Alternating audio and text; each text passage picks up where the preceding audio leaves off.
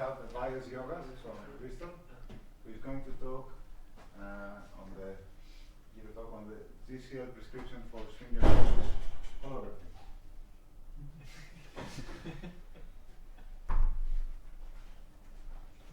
Okay. Hello everyone, and let me start by thanking the organizers for giving me the opportunity to give a talk in this lovely conference. So yeah, as Aristo said, I will talk about Schwinger-Keldysh holography, and this talk is based on some work I have been doing with Ben Withers. Okay, so let me start by mentioning that Schwinger-Keldysh is basically the most systematic setup in order to ask questions about non-equilibrium quantum field theory. And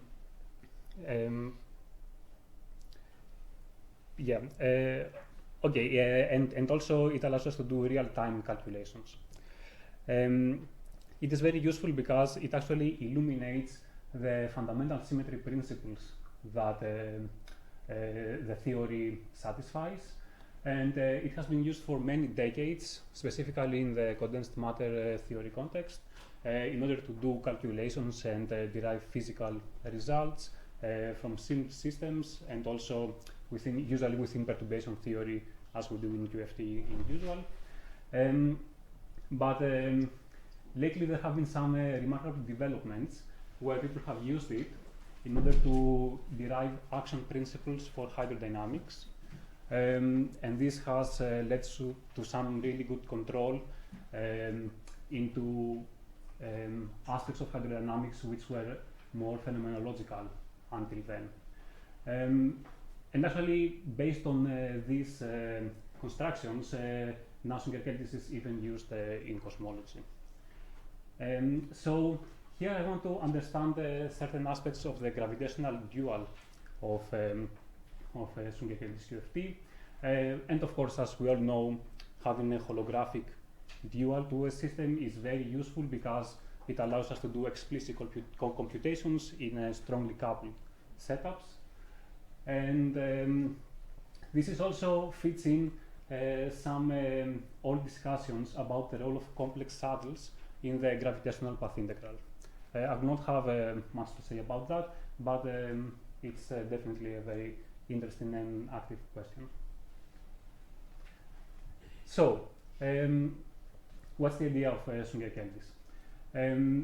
We can start by noting that the time evolution of density matrices actually involves a forwards and backwards in time evolution of some initial state. And so we can think of doing our normal quantum field theory on some complex time contour. I show some two examples here. So this is just a forwards and backwards in time evolution, where the information of the initial state is basically encoded in the boundary conditions at time t equals 0.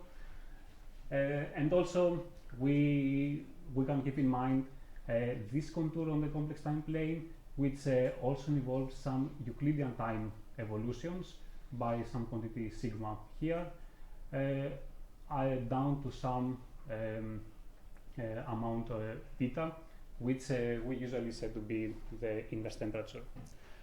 So if we take such a time contour and we periodically identify the beginning and end point, this describes a thermal state in quantum field theory. Okay, so the idea is to do a path integral on this complex time contour, and so I have schematically denoted here by this WC, and we have sources S placed in a path ordered fashion along this contour. So in certain cases there are ways to write this path integral in terms of some effective action, which will now include two copies of the fields of our theory, because we have one copy on the upper leg and one copy on the lower leg. So such actions have been constructed within hydrodynamics, but also we can find such actions from holography. Having this path integral will then give us direct access to let's say, retarded Green's functions, but also advanced and symmetric and higher point correlation functions. And also, this formalism is enough in order to describe various initial states and correlators. So we can have vacuum-to-vacuum correlators by choosing the time contour appropriately, as well as in and thermal. Okay, let me quickly mention some features of the Schwinger-Keldysh path integrals. So the doubling of the degrees of freedom of the theory basically motivates the interpretation of some combination of them as physical and some as stochastic fluctuations. In general, if we have done some kind of coarse graining or RG flow, then the fields at both legs, they are coupled. The action is complex, and this basically encodes dissipation in our effective field theory. But also it should satisfy some unitarity some constraints coming from microscopic unitarity. More important for us is that for thermal states, periodicity in imaginary time implies something which we call a KMS condition. So our generating functional is invariant under specific shifts in imaginary time combined with some Z2 transformation which also flips the sign of time. Okay, so these are all very general words about the Schwinger-Keldysh quantum field theory. So the question is how we can derive such effective actions from holography.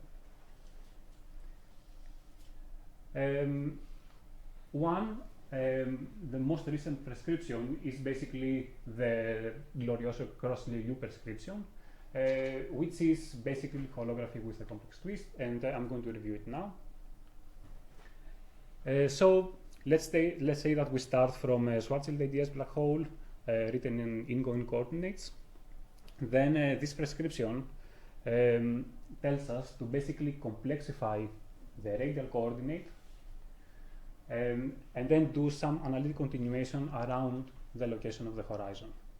So pictorially it looks like this. We have two boundaries corresponding to the two legs of the Schwinger-Keldysh contour, and then we just integrate in the bulk along some radial contour which goes around the horizon. So more convenient for us will be to introduce this Mach tortoise coordinate by this relation, and we can see that this has a branch cut which starts at the horizon, and it goes. We can take it to go up to infinity. Yeah, and so zeta has a real part which is 0 on the upper leg and 1 on the lower leg, and this allows us to differentiate between the two sheets. And the imaginary part of zeta is just the usual tortoise coordinate. So, using these coordinates for the geometry, we can now consider a probe scalar on this geometry, on the so-called GCL contour. Its general form is this one, so we can expand it in terms of the retarded and the advanced Green's functions. The retarded is analytic everywhere, but the advanced has a singularity at the horizon, and so it picks up this specific monodromy. Now, imposing some boundary conditions for our fields at infinity, as we do usually in holography, we have two sources, S1 and S2, on the two boundaries. And then we can find the bulk solution of the field, which takes this form in terms of two specific combinations of the sources. And here n is the Boltzmann factor. So in certain cases we can find analytically the retarded Green's functions and the advanced Green's functions by solving the bulk Clay-Gordon equation. We can do it in 3 dimensions or in a derivative expansion, but this is the most general form that the solution takes. This is important to keep in mind, and from here we can just obtain the generating functional by putting the bulk action on cell, and we will end up with a function of the two sources. Okay, so this was a review of the GCL prescription. However, there is an older and a more formal way of doing Schwinger-Keldysh holography, which goes under the name of Schwinger-Keldysh Vaios. And this is slightly different, actually very different. So it instructs us to fill in the complex time contour by some complexified saddle point or some mixed signature bulk geometry. So in particular, real-time segments will correspond to Lorentzian pieces of the geometry, and imaginary time segments, like here, will correspond to Euclidean patches. Yeah.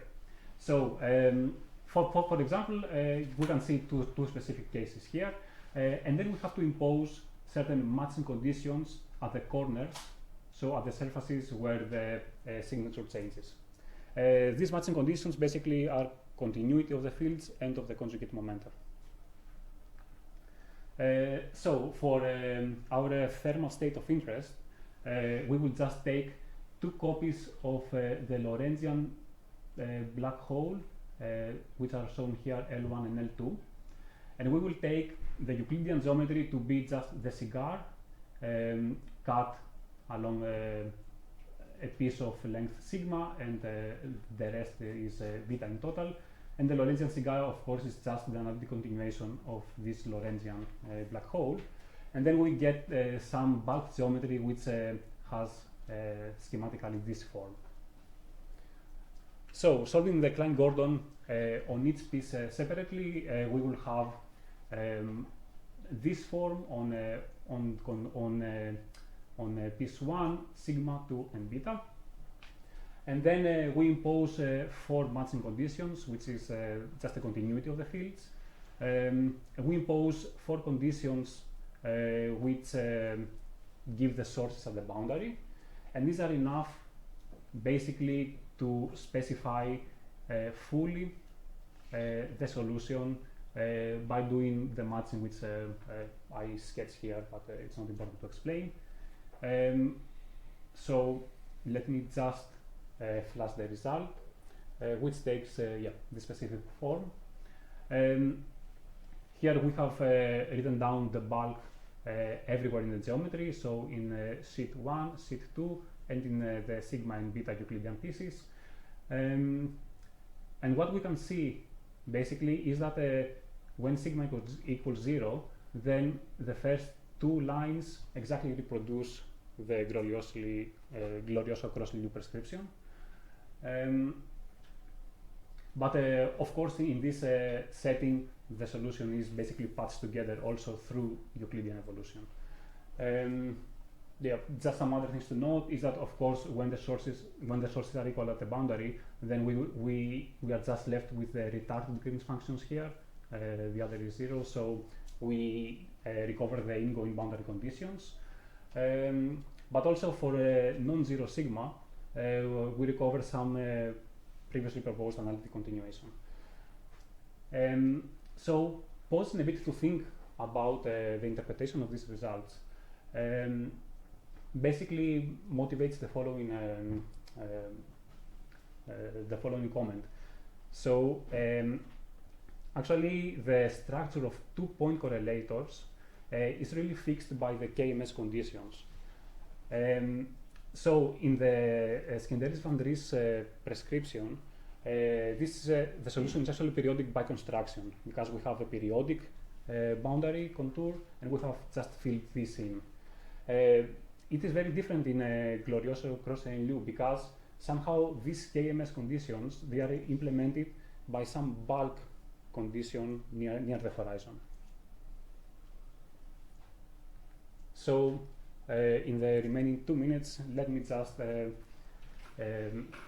tell you some open questions which are very interesting in my opinion. So the Glorioso Cross-Liu prescription actually can be naturally extended to any dynamical horizon. of the form shown here. By just doing the same philosophy, analytically continuing around the branch point. However, this raises many interesting points. For example, in the dynamical setting, there are many different notions of horizons, and it's not clear which one we should use. There's the event horizon, but there are also apparent and dynamical horizons. The question is, what do these boundary conditions, what kind of states do they define? We can, there are some arguments that they actually define so-called local equilibrium holographic states, and that they actually impose some local version of a K-mesh condition. And it's also interesting that actually we can push this prescription away from any derivative expansion. Note that I haven't talked about doing any derivative expansion in this talk, so we are not doing hydrodynamics. So we can actually derive effective field theories where the derivatives are up to the order of the temperature. And it would be interesting to actually compare this to the Schwinger-Keldysh prescription to these geometries, because of course the in informalism, it is very well defined at the boundary, and so we do get excited states by doing Euclidean evolution and placing sources on the Euclidean segments. But naively, these are very different states from the GCL states, and it's very interesting to understand the relation between these. And just two last comments is that we can actually apply these techniques further to gauge fields and metric perturbations and find analytic results in two-dimensional case or in fluid gravity setups. Okay, thank you very much.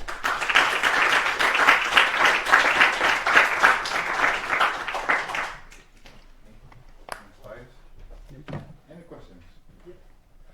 I have two, as they are brief. So one of them is about these dynamical horizons. I'm not sure exactly what you have in mind, but it sounds page dependent. What do you mean by dynamical? For example, the apparent horizon is slice dependent. Right. So in which sense can you define anything that's physical? Right. Okay. So actually, this yes, there are two answers to that. I don't know which one is the correct. One is that of course you need to use notions of horizon which are not gauge dependent. So the event horizon is very well defined. And the other. But it's not local in time. Sorry. But it's not local in time. It's not local in time. Yes. So. Yeah, so if you want to have something which is local in time, then maybe you need to pick some preferred Cauchy slice slicing of the bulk. In which case you can have the apparent horizon. I mean, maybe you need to pick a gauge if you want to do this prescription. It's not clear yet. Okay, we can talk about it later. Yeah. But the other question was about your initial comment about complex saddle points and gravity. Yeah. Is there anything that you can say about that? Do you have any comments? No. Well, the only thing that I can say is that, of course, we know that some complexified geometries they enter in the ADS-CFT path integral, but we're not sure what conditions we should put on the complex geometries, which we should include in the path integral. So there are what I have in mind is basically certain conditions of allowability of metrics, which were discussed by Witten, and so certain complex bulks they are allowable in a sense, and this should play a role in the path integral. And the Schwinger-Keldysh constructions of Schwinger-Keldysh Van Ries, they fall in that class. Thank you. Very naive question, maybe I lost it, but do you have a good understanding why these two prescriptions, what's the profound reason why these two prescriptions give the same results? Actually, what I think, but we haven't really shown is that it has to do with implementing the same KMS conditions, but it's just a different way of implementing them. So there is some notion of dynamical KMS which somehow you can impose on the horizon. Yeah, if I remember correctly, like in the GCL paper, they kind of find KMS condition like that.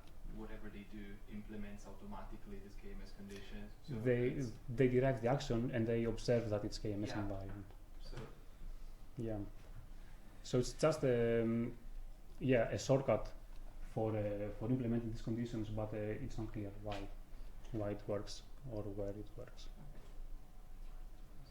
Yes. So the CGL is primarily based on this Eddington-Finkelstein gauge, right?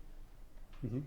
Can you do it for any arbitrary gauge in the bug, like Kruskal? So sorry, if you can do. CGL construction is primarily based on this Eddington-Finkelstein gauge, right? Can you generalize it for arbitrary gauge of choice, like Kruskal or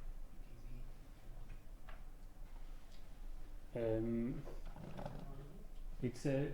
It's supposed to hold for general backgrounds of this form. It's I think for example BitBTC falls in that in that category. This gauge is pretty much for fluid gravity.